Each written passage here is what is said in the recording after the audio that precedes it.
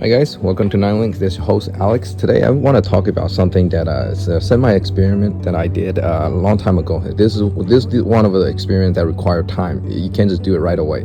So what experiment I'm talking about?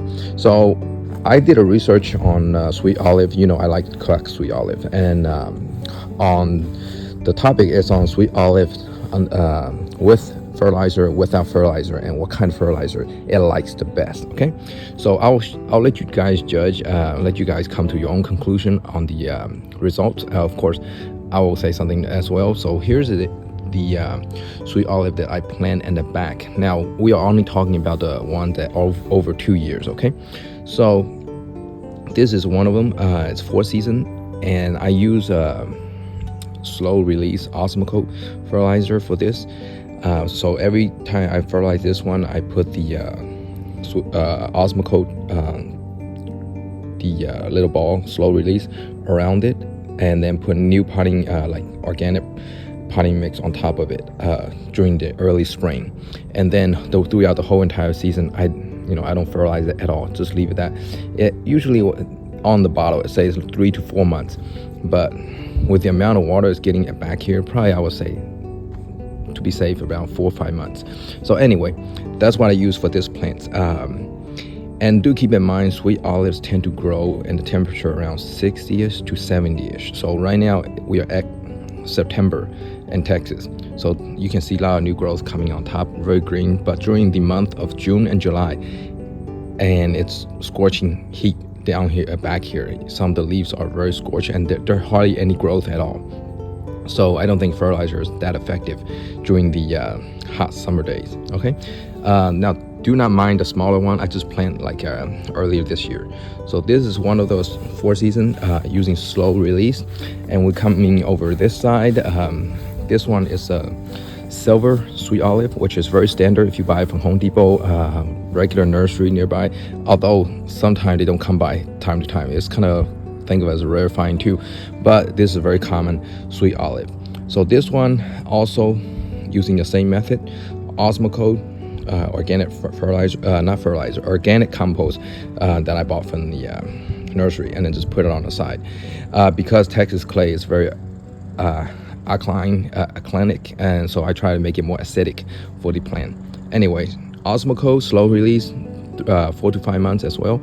Apply early spring, and then use the mix on the side. And it's right now, of course, you can see a lot of newer light green leaves. Those are the new leaves that they've been putting out for the month of September. Okay, and this one is also another 4-season, and you can see it's a similar one, exactly identical to the one over there I just showed you. So let's go to the front and check out the two that I use different kind of fertilizing method.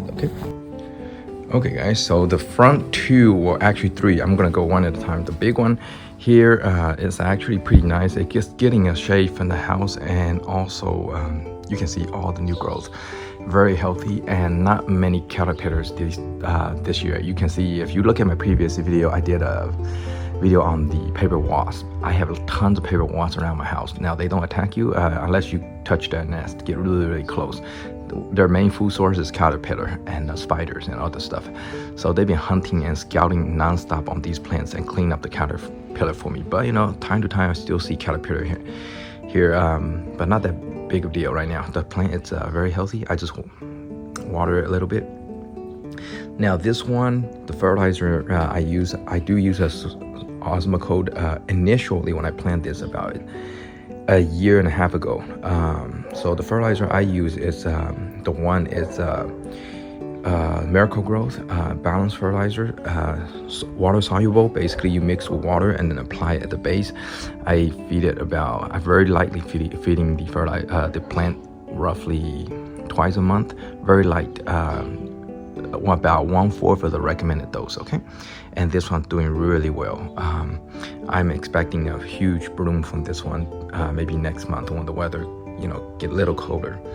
And then over here, oh, by the way, this big one right here, this is a very standard sweet olive also. It's not a rare cultivar.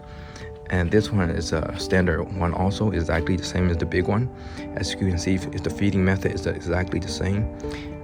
water soluble fertilizer is doing really well.